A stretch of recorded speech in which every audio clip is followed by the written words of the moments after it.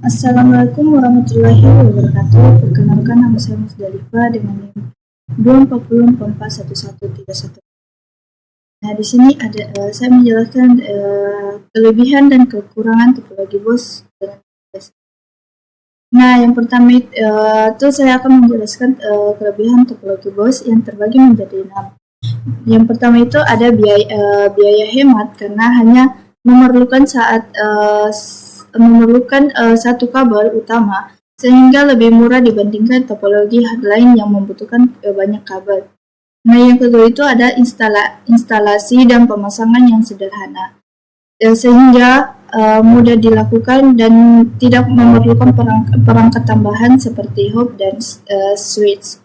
Yang ketiga itu ada fleksibel dalam penambahan atau pengurangan perangkat tanpa mengganggu perangkat lain di jaringan.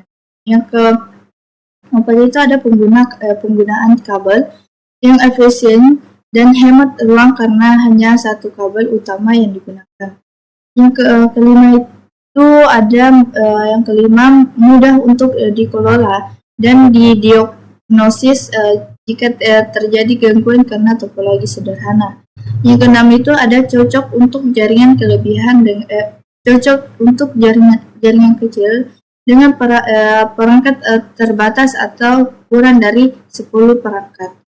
Nah, terus ada kekurangan topologi BOS. Yang pertama itu ada jika kabel utama atau BOS mengalami gangguan atau putus, maka seluruh jaringan akan terpengaruh atau single point of failure. Nah, yang kedua itu ada kinerja menurun jika jumlah perangkat bertambah banyak karena terjadi tabrakan dan daripada kabel yang sama menyebabkan kecepatan transmisi menurun.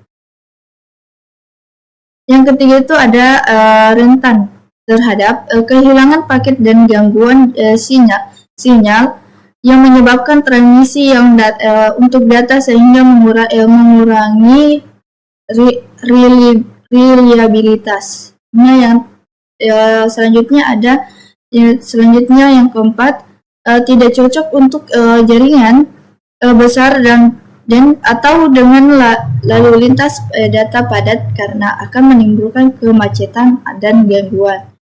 Dan yang terakhir itu ada skalabilitas terbatas, menjadi kurang efisien bila perangkat terus bertambah. Nah, selanjutnya ada kelebihan topologi BOS jenis media transmisi. Yang pertama itu ada desain instalasi dan jaringan sederhana dengan biaya yang relatif rendah karena hanya memerlukan satu kabel utama tanpa perangkat tambahan seperti hub atau switch. Nah, yang kedua itu penggunaan kabel efisien, menghemat biaya dan mempermudah pengelolaan kabel dibandingkan topologi lain yang membutuhkan lebih banyak kabel. Nah, yang ketiga ini mudah untuk menambah perangkat baru dengan cara menghubungnya ke kabel utama tanpa perlu mengganggu perangkat lain dalam jaringan. Yang terakhir, topologi ini efektif dan lancar untuk jaringan kecil dengan jumlah perangkat terbatas sehingga tidak mengalami kemacetan transmisi data yang berarti. Nah, terus ada kekurangan topologi BOS jenis media transmisi. Yang pertama itu ketergantungan pada kabel utama sangat tinggi. Jika kabel utama rusak, maka seluruh jaringan akan terganggu atau mati total. Yang kedua itu ada risiko tabrakan data atau collision.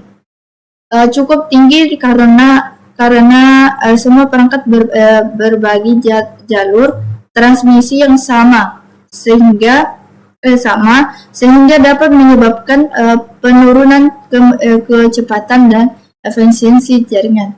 Yang ketiga skalabilitas terbatas. Semakin banyak perangkat yang terhubung ke kabel utama, kinerja jaringan akan menurunkan dan menyebabkan kemacetan transmisi data. Yang keempat, sulit untuk mendeteksi dan memperbaiki kesalahan pada satu titik kabel karena satu gangguan pada kabel utama akan mempengaruhi seluruh jaringan. Yang terakhir, kualitas sinyal dan secepat dapat menurun jika jarak kabel utama terlalu panjang karena degradasi sinyal transmisi. Nah, sekian penjelasan kelebihan dan kekurangan topologi bus. Saya akhiri dengan ucapan wabillahi taufiq wal hidayah. Wassalamualaikum warahmatullahi wabarakatuh.